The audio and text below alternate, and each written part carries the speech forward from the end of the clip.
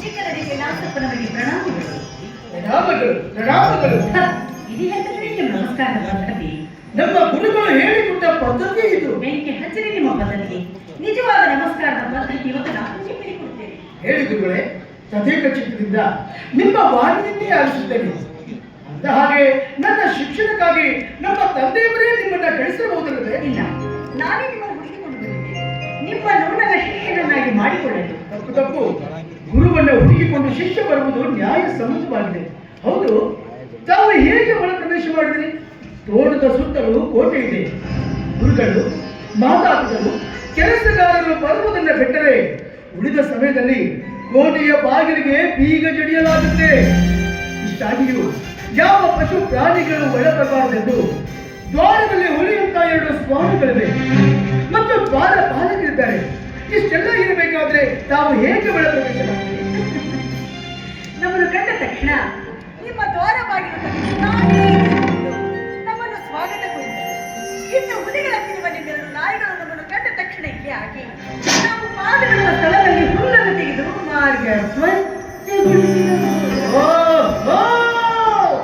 ನಾವು ಮಹಾನ್ ತಪಸ್ವಿಗಳು ಅಂತ ಕಾಣುತ್ತದೆ. ಕಂಟ್ರಿ ಕುಡಿಸಿದ ಕೊಕ್ಕ ಕೋಲ ನಿಮ್ಮ ದ್ವಾರ ಪಾಲಕರನ್ನು ಹಾಕಿದಾಗ ಅವನ ವ್ಯಕ್ತಿ ಗದಗಡನೆ ಕುಡಿದು ಕಣ್ಣ ಮುಚ್ಚಿ ಆನಂದದಿಂದ ನಿದ್ರ ಪುರುಷನಾದ. ಈ ಕಂಟ್ರಿ ಕೊಕೊಕೋಲಾ ಎಂದರೇನು? ಅದು ನಮ್ಮ ತಪಶಕ್ತಿಯಿಂದ ಪಡೆದ ಅಮೃತ.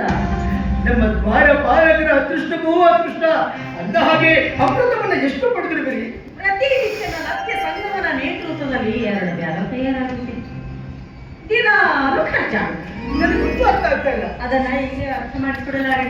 ಇನ್ನು ಹುಲಿಗಳಂತಿರುವ ನಿಮ್ಮೆರಡು ನಾಯಿಗಳಿಗೆ ಎಲ್ಲ ಸಾಕಿದಾಗ ಇಲಿಗಳಾಗಿ ನಮ್ಮ ಸೇವೆ ಸಲ್ಲಿಸಿದವು.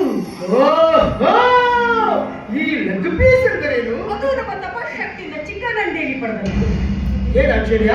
ಹುಲಿಯಂತ ಸ್ವಾಮಿಗಳೇ ಇಲಿಗಳಾಗಬೇಕಾದ್ರೆ ತಾವು ತಮಗೈದ ತಾಣವಾದರೂ ಯಾವುದು? ಬಗ್ಗೆ ನೋಡಿದರೆ ಬೆಳಕಿಂಡಿ, ಅದರ ಒಳಗೆ ಇಣಿಕಿ ನೋಡಿದರೆ ಕಾಣುತ್ತಿ ಆಂಗಸ್ಪಡಿ.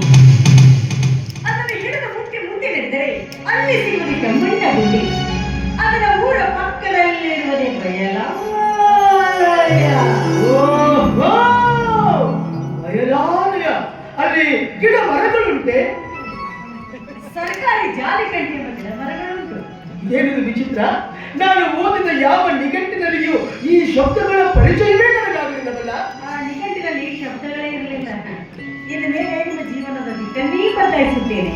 ಗುರುಗಳೇ, ಅಂದ ಹಾಗೆ ಆ ಬಯಲಾಲಯದಲ್ಲಿ ಕಾಡು ಮೃಗಗಳುಂಟೆ? ಮೃಗಗಳಿಲ್ಲ. ಹುಯಿ ಗುಡ್ಡದ ಚುಮ್ಮಾದ ಕೊಕ್ಕಿನ ಚಿಕ್ಕ ಪಕ್ಷಿಗಳುಂಟು. ತಾಯಿಯ ಚಿತ್ತಾನೆ ಬೆಂಬತ್ತಿ ಶಬ್ದ ಮಾಡುತ್ತದಲ್ಲ, ಅದರ 10-12 ಮರಿಗಳುಂಟು. ಏನಿದು ವಿಚಿತ್ರ! ಆನೆಗೆ 10-12 ಮರಿಗಳೇ? ಸೊಂಡಿಲಿರೋ ದೊಡ್ಡಾನಿಗಲ್ಲ. ಇದು ಬೇರೆನೇ ಇದೆ. ಆ ಬಯಲಾಲಯ ತುಂಬಾ ಸೊಗಸಾಗಿರ್ಬೋದಲ್ಲ. ನಾವು ದಿನಾರು ನಸಿನಲ್ಲಿ 12 ತಾಸು ನಮ್ಮೊಂದಿಗೆ ಸಾಕಷ್ಟು ಮಹಿಳೆಯರು ಬಂದಿರುತ್ತಾರೆ. ಗುರುಗಳೇ, ಅಲ್ಲಿ ಜನಗಳು ಸೇರುತ್ತಾರೆ ಅಂದ ಮೇಲೆ ಚರ್ಚಾಕೂಟಕ್ಕೂ ನಡೆಯುತ್ತಿರಬಹುದಲ್ಲವೇ? ಅಲ್ಲಿಯ ಚರ್ಚಾಕೂಟ ಸಾಮಾನ್ಯವಾಗಿದೆ. ಊರಲ್ಲಿ ಕತ್ತಿ ಕುಡಿದು ನಿಷೇಧವಾಗಿ ರಕ್ತ ಹರಿದರೆ ಅದು ಬಯಲಾಲಯದಲ್ಲಿ ತೇರ್ಗಡೆಯಾದ ವಿಷಯವೆಂದೇ ತಿಳಿಯಬೇಕು. ಯುದ್ಧದ ಮೇಲೆ ಚರ್ಚಾಕೂಟಕ್ಕೆ ಪ್ರಶಸ್ತವಾದ ಸ್ಥಳಲ್ಲಿ. ಹಾಗೆ ಆ ಬಯಲಾಲಯಕ್ಕೆ ನಾವು ಒಂದು ಸಾರಿ ಬರಬೇಕಲ್ಲ. ಪುರುಷರಲ್ಲಿ ಬರ್ಬೋದು, ನಿಮ್ಮ ಬಯಲಾಲಯವೇ ಬೇರೆ. ಹೌದಾ? ಅಂದಾಗೆ ತಮ್ಮ ನಾಮಾಂಕಿತ ಲಕ್ಕಿ ಲಕ್ ಲಕ್ ಲಕ್ಕವನ. ಇನ್ನೂ ಒಂದು ನಾಮಾಂಕಿತವೇ? ನನ್ನ ಹೆಸರು ಲಕ್ಷ್ಮಿ. ನನಗೆ ಎಲ್ಲರೂ ಕರೆಯುವುದು ಲಕ್ ಲಕ್ ಲಕ್ಕವಾಣಿ ಅಂತ. ಸೊಗಸಾಗಿದೆ ಸೊಗಸಾಗಿದೆ. ಲಕ್ಷ್ಮಿಯವರೇ, ನಿಂತಿರುವುದರ ಕೂತುಕೊಳ್ಳಿ. ಪರವಾಗಿಲ್ಲ ಪರವಾಗಿಲ್ಲ. ನೋಡಿ, ನಿಮಗೆ ಪ್ರಪ್ರಥಮವಾಗಿ ನಮಸ್ಕಾರ ಪದ್ಧತಿ ಹೇಳಿಕೊಡ್ತೇನೆ. ಹೇಳಿ ಗುರುಗಳೇ. ಕೈಯಾಗ ಮಾಡಿ.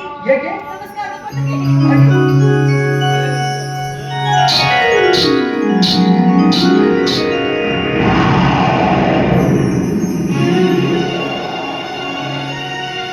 ಇದಕ್ಕೆ ಹೃದಯಪೂರ್ವಕವಾದ ನಮಸ್ಕಾರಗಳು ಅನ್ನುತ್ತಾರೆ. ಎಂತ ಅದ್ಭುತವಾದ ನಮಸ್ಕಾರವಿದು! ಮೈಮುಳುವೆಲ್ಲ ರೋಮಾಂಚಿತಗೊಂಡವು, ರೋಮ ರೋಮಗಳು ನಿಮಿರಿನಿಂತವು. ಇಂಥ ನಮಸ್ಕಾರದ ಪದ್ಧತಿಯನ್ನ ನಮ್ಮ ಗುರುಗಳು ನನಗೆ ಹೇಳಿಯೇ ಕೊಡಲಿಲ್ಲವಲ್ಲ. ನಿಮ್ಮ ಗುರುಗಳಿಗೆ ನಮಸ್ಕಾರದ ಪದ್ಧತಿಯೇ ಗೊತ್ತಿರಬೇಕು. ಇರ್ಲಿಲ್ಲಲ್ಲ. ಗುರುಗಳೇ, ಈ ನಮಸ್ಕಾರದ ಪದ್ಧತಿ ತುಂಬಾ ಚೆನ್ನಾಗಿದೆ. ಬರೀ ನಮಸ್ಕಾರ. ಏನು ಒಳ್ಳೆ ಹೇಳ್ಕೊಟ್ನೆ ಅನ್ನೋ ಇನ್ನು ನಾವು ನನಗೇನೋ ಸಣ್ಣ ಬಿಡ ಕಾಣಲಿಲ್ಲ. ಜಾಸ್ತಿ ನಮಸ್ಕಾರ ಮಾಡಬಾರ್ದು, ಮಾಡಿದ್ರೆ ತೊಂದರೆ ಆಗುತ್ತೆ. ತೊಂದರೆ ಆಗುವುದೇ ಇರಲಿ ಬಿಡಿ. ಅಂತ ಹಾಗೆ ಇನ್ನೊಂದು ವಿಷಯ, ಮಹಿಳೆಯರೇ ಮಕ್ಕಳಿಗೆ ಜನ್ಮ ನೀಡುತ್ತಾರಲ್ಲವೇ? ಇಲ್ಲ, ಇತ್ತೀಚೆಗೆ ಪುರುಷರು ಬಸರಾಗ್ತಾರೆ ಅಂತ ಕೇಳಿದ್ದೇನೆ. ಹಾಗಾದ್ರೆ ತಮ್ಗೆ ಎಷ್ಟು ಮಕ್ಕಳು? 101. ತಾವು ಕೌರವರ ವಂಶದವರೇ. ಎಲ್ಲಿ ಮಕ್ಕಳು? ಮಕ್ಕಳೇ ಮಕ್ಕಳು ತಂದೆ ಮದುವೆಯಾಗದೆ ಮಕ್ಕಳು ಆಗುವುದಿಲ್ಲವೇ? ನಾನು ಕಿವಿಗೆ ಹಡಿತೀನಿ ಬಾ. ಮಕ್ಕಳು ಮಕ್ಕಳು ಚೂರೇ ಸಿಟ್ಟಾಗಬೇಡಿ. ನಾನೀಗ ಹೇಳುತ್ತಿರುವುದು ವಂಶವೃದ್ಧಿಯ ಮುಖ್ಯವಾದ ವಿಷಯ.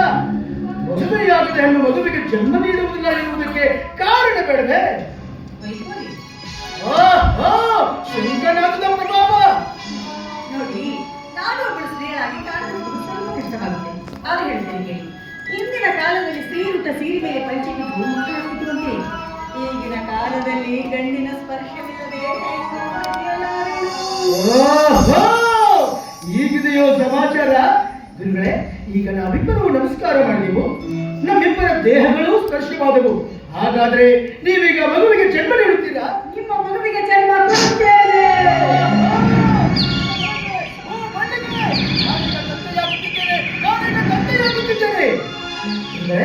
ಹಾಗಾದ್ರೆ ನನ್ನ ಮಗುವಿಗೆ ನೀವು ಜನ್ಮ ನೀಡುತ್ತಿದ್ದವೇ? ನನ್ನ ಮದುವೆ ಆಗುತ್ತಿದ್ದವಿ. ಹಾಗಾದ್ರೆ ಇದೇ ತಕ್ಕ ಸಮಯ. ನನ್ನ ತಂದೆ ತಾಯಿಯಲ್ಲಿ ಈ ವಿಷಯವನ್ನ ಪ್ರಸ್ತಾಪಿಸುವೆ. ಗುರುಗಳಲ್ಲಿ ಯಾರ ಸಮ್ಮುಖದಲ್ಲಿ ವಿಷಯ ಪ್ರಸ್ತಾಪಿಸಿದ್ರೆ ಕೆಲಸಕ್ಕೆ ಕೆರೆ ಹಿಡಿಯುತ್ತೆ. ಕರೆಗಳೇ ಹಿಡಿಯಲಿ ಬಿಡಿ. ಕರಲ್ಲೋ ಮಾರಯ್ಯ, ಕೆಲಸ ಕೆಡುತ್ತಾ ಅಂದೆ. ನಾವಿಬ್ರು ಗಾಂಧರ್ವ ವಿವಾಹ ಆಗೋಣ. ಗಾಂಧರ್ವ ವಿವಾಹ? ದುಷ್ಯಂತ ಶಾಕುಂತಲೆ ಅರ್ಜುನ ಚಿತ್ರಾಂಗದ ಎಂದಲ್ಲವೇ? ಆದ್ರೆ ಆ ದುಷ್ಯಂತ ಶಾಕುಂತಲೆ ಬಂದಂತೆ ನೀವು ನನ್ನನ್ನು ಮರೆಯಬಾರದು. ಹಾಗಂತ ನನಗೆ ಭಾಷೆ ಕೊಡಿ. ನಮ್ಮನ್ನ ಹೊತ್ತು ನಿಂತಿರುವ ಈ ಭೂಮಿಯ ತಾಯಿಯ ಮೇಲಾನೆ, ತಾನು ಉರಿದು ಈ ಜಗಕ್ಕೆ ಬೆಳಕು ನೀಡುವ ಸೂರ್ಯನ ಮೇಲಾನೆ, ನೀವೇ ನನ್ನ ಸತಿ ಧರ್ಮಪತ್ನಿ ಹೆಂಡತಿ ಎಂದು ಈ ಸಮಯದಲ್ಲಿ ನಾನು ಪ್ರಮಾಣ ಮಾಡ್ತಾರೆ. ಸತ್ಯ ಸತ್ಯ ಸತ್ಯ.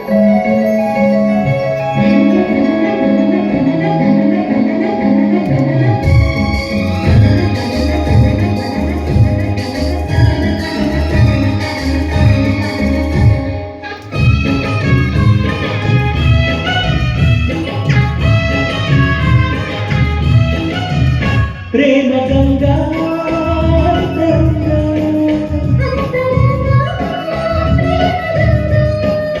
ಭಾವ ಸಂಧಾನ ಸಂಪೂರ್ಣ ಈಗ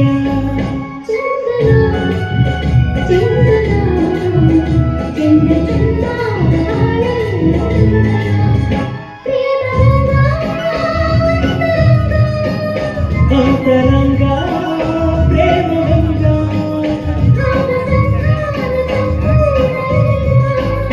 ಚಂದನ ಚಂದನ ಚಂದ ಚಂದನ ಬಾಳಲ್ಲ ನಂದನ ಪ್ರೇಮ ಗಂಗಾ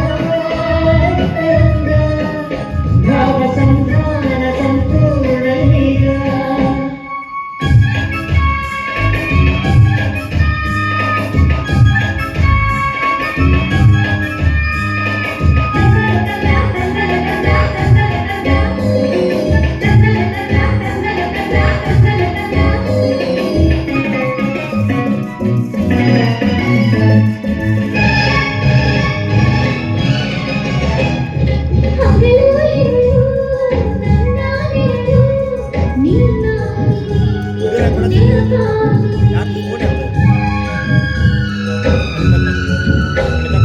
ವಿರಹ ವಿರಹ ಎನ್ನುವ ಹೃದಯ ನೀನಾಗಿದೆ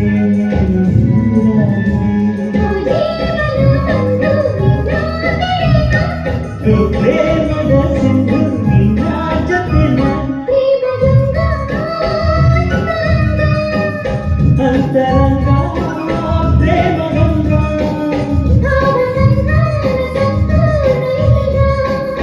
ಚಂದನ ಚಂದನ ಚಂದ ಚಂದನ ಬಾಳಲ್ಲ ನಂದನ ಪ್ರೇಮ ಗಂಗಾ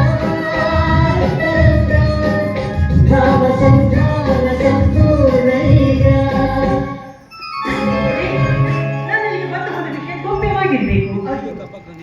ನಾನು ಹೋಗಿ ಬರ್ತೀನಿ. ಲಕ್ಷ್ಮೀವ್ರೆ ಹುಷಾರಾಗಿ ಹೋಗ್ಬನ್ನಿ. ಯಾಕೆ? ಯಾಕಂದ್ರೆ ಮಾರ್ಗ ಮಧ್ಯದಲ್ಲಿ ಕಾಡು ಪ್ರಾಣಿಗಳಿರ್ತವೆ, ನಮ್ಮನ್ನು ನಂಬಿಸಿ ಮುಂದೆ ಹೋಗುತ್ತವೆ. ಓಹೋ ನಾವು ಮಹಾನ್ ತಪಸ್ಸುಗಳಲ್ವೇ?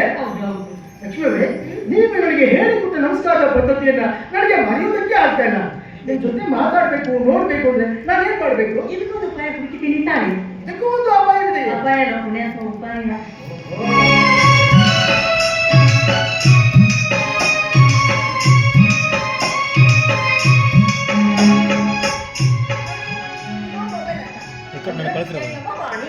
ಓಹೋ ಇದು ನಮ್ಮ ಜಂಗಮರ ಮಾಡಿಯೇ.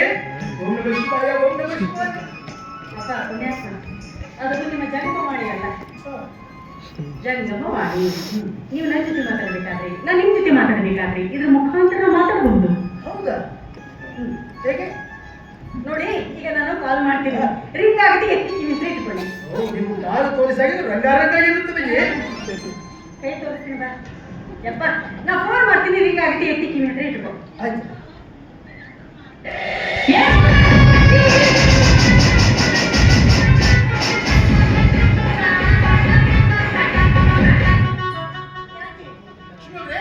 ನಾನು ಇದನ್ನ ಖಂಡಿಸುತ್ತೇನೆ. ರಾವಣನಿಗೆ 10 ಮುಖ ಗೊತ್ತು, ಈ 4 ಮುಖ ಯಾರು? ಅಪ್ಪ ಪುಣ್ಯಾತ್ಮ, ಇದು ರೀತಿಯವನು. ಏನು ರಂಗಪ್ಪನ ಡೌಲ? ರಂಗಪ್ಪಟ್ಟವನಲ್ಲಿ ರೀತಿಯವನು, ನಾದಸ್ವರ, ಸಂಗೀತ.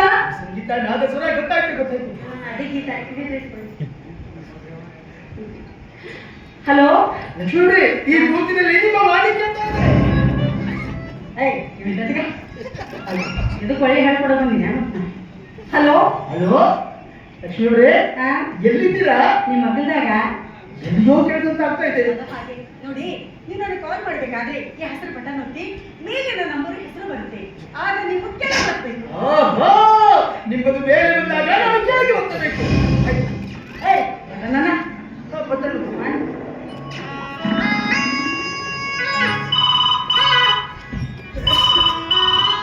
ಹಲೋ ಹಲೋ ಲಕ್ಷ್ಮೀವ್ರೆ, ಎಲ್ಲಿದ್ದೀರಾ? ನಾನು ಹೋಗ್ತಾ ಇದ್ದೀನಿ. ಹೋಗ್ತಾ ಇದ್ದೀರಾ? ಮತ್ತೇನು ಸಮಾಚಾರ? ಸಮಾಚಾರವೇನಿಲ್ಲ. ತಾವು ಮತ್ತೆ ಮರಳಿ ಬಂದಿದ್ರೆ ನಮಸ್ಕಾರ ಮಾಡುವುದಿತ್ತು. ನಾನು ಒಳ್ಳೆ ಹೇಳ್ಕೊಟ್ಟೆ. ಈ ಹಬ್ಬ ಎಂದರೇನು? ವಿಚಿತ್ರ, ಎಲ್ಲವೂ ವಿಚಿತ್ರ.